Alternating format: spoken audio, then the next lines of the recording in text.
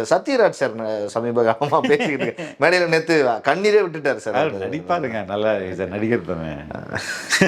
சரி, அவருக்கு என்னென்ன, அவருக்கு he was trying to get a seat for his daughter. சீட்டும் கிடைக்கல. அவர் எப்படி திமுகவை நியாயப்படுத்தி பேச முடியும் அப்படின்றது தான் எனக்கு தெரியல. இவ்வளோ ஊழல், இந்த ஊழல்லாம் அவருக்கு கணக்கு தெரிய மாட்டேங்குதா? எவ்வளோ அப்பாவிகள் வந்து லிட்ரல் நடுத்தரில் நிற்கிறாங்க. நேரு வேலை வாங்கி தரேன்னு ஊழல் பண்ணியிருக்காருல, எத்தனை உண்மையிலே ஒரு டிசர்விங் கேண்டிடேட்டுக்கு போக வேண்டிய வேலை தானே அது.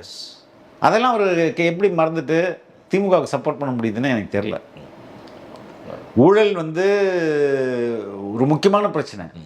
அது நம்ம சமூக நீதியோட தொடர்புடைய ஒரு பிரச்சனை. இப்போ ஏழை மக்களுடைய அவங்களுக்கு போக வேண்டிய உண்மையான பலன்கள் தாங்க அங்கே லஞ்சமாக போயிட்டு இருக்குது. கண்டிப்பாக. அப்போ அதை நீங்கள் நேரடியாக அங்கே அதோட தொடர்புடையது இல்லையா? கேபி பார்க்கு ஏன் மக்கள் ஒரு சின்ன பிரச்சனைனா டொமால் இதுவே குழிஞ்சிடும். அந்தளவுக்கு மோசமான ஒரு பில்டிங் கட்டப்பட்டிருக்கு. ஊழல் தானே அதுக்கு காரணம். ஆனால் அந்த கட்சி பண்ணது, இந்த கட்சி என்ன பண்ணிச்சு? எதுவுமே ஆக்ஷன் எடுக்கல. ஓகே, சமீபத்தில் அன்புமணி ராமதாஸ் அவர்கள் தலைமையில் இந்த கேஸ்ட் பேஸ் சென்சஸ் எடுக்கிறத பற்றி ஒரு டிஸ்கஷன் நடந்தது. நிறைய தலைவர்கள், வேல்முருகன்லேருந்து பல பேர் கலந்துக்கிட்டாங்க. அது குறித்து தாவேக்காவுடைய நிலைப்பாடு என்ன? நாங்கள் ஜாதிவாதி கணக்கெடுப்பு குறித்து. ஓகே, எங்கள் தேர்தலில் நாங்களே பண்ணுவோம். நம்ம எதுக்கு மத்திய அரசு? It is not census. நம்ம வந்து தகவல்களை தானே எடுக்க போகிறோம். ஓகே, மாநில அரசு எடுக்கலாம். மற்ற மாநிலம் இருந்திருக்கு. ஆமாம், நம்ம எடுத்து நமக்கு தேவை இல்லையா? அது நம்ம எடுப்போம், உறுதியாக எடுத்துருவோம். ஓகே, பல விஷயங்கள் எங்களுக்காக பகிர்ந்து கொண்டிருக்கேன்.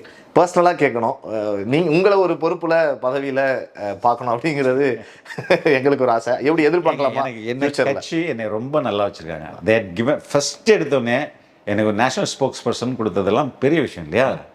உண்மையிலே they value me. Okay, I value them. அதே மாதிரி நான் என்னை ரொம்ப I have got a very good name.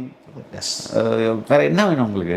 இதை விட வேறு என்ன வேணும்? அப்படிங்கிற ஒரு பத்திரிகையாளர் டெஃபினட்டாக வந்து இட் இஸ் நான் என்னால் எந்தெந்த அளவுக்கு சின்ன சின்ன உதவிகளை செய்ய முடியுமோ நான் செஞ்சுக்கிட்டு தான் இருக்கேன்.